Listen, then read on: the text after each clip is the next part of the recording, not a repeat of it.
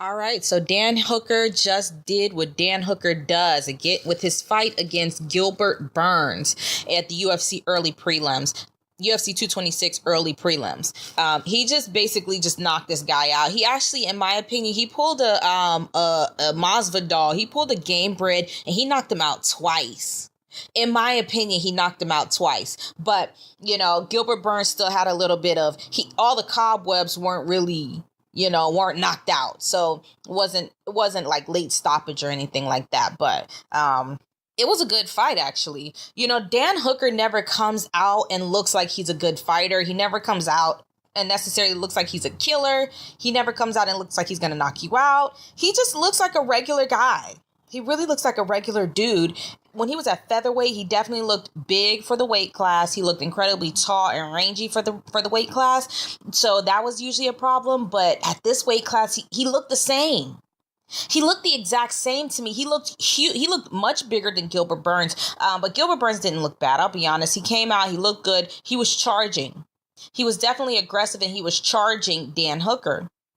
But Hooker was, he was evasive without looking like he was evasive. He got clipped by, I think it was a right hand that clipped him and kind of stunned him a bit. He was pretty hurt, but he was able to weather the storm. He also got a kick right to the solar plexus, a spinning kick from Gilbert Burns straight to the solar plexus. And then, he was just kind of, Gilbert Burns was incredibly active in that first minute and a half, 2 minutes. And then after that, it's like that right hand that clipped Dan Hooker woke him up a little bit.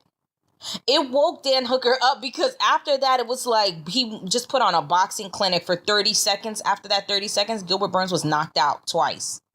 I thought it was a great fight. The knockout strikes was it was a left hook to the body and then a left hook to the jaw. Cleared him. It just absolutely just took him out of the game. So it was a great win. He's on a 4-fight win. Dan Hooker is on a 4-fight win streak. But the thing is, Dan Hooker has moved up to lightweight. And I'm glad that he did go ahead and move up to lightweight. He did say that weight cut was making his fight IQ, just kind of taking his fight IQ away from him. I'm shocked to see I'm ready to see what he looks like, with fight IQ, because he was still knocking people out and having first round finishes, so he's on a 4-fight win streak, but he did have a string of losses in the beginning. Dan Hooker is not the same Dan Hooker that he was, but he looks a lot better, a lot more crisp. He strikes incredibly. He has a lot of precision behind his punches, behind his kicks, behind his knees. He's rangy as hell. Dan Hooker, I think, is probably going to get, I'm going to do a what's next for him because he's going to be in the top 10.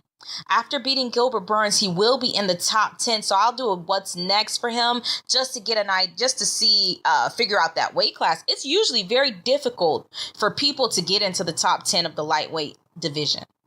It usually is incredibly difficult to get that spot. He didn't call anybody out in order to get that next fight, but he did say that he wants somebody who's fighting tonight. He wants somebody who's fighting tonight or next weekend. So he's talking about, Chiesa. If he said he's moving up, so Chiesa won't be there. Pettis. Who else has some fights? Iaquinta pulled out of that fight. There's Gaethje and James Vick. There's quite a few fights out there. For Dan Hooker. So excited to see this guy moving forward. Congrats to Dan Hooker. Let me know what you guys thought about the fight. Leave me a comment. Go ahead and hit the subscribe button, the thumbs up button.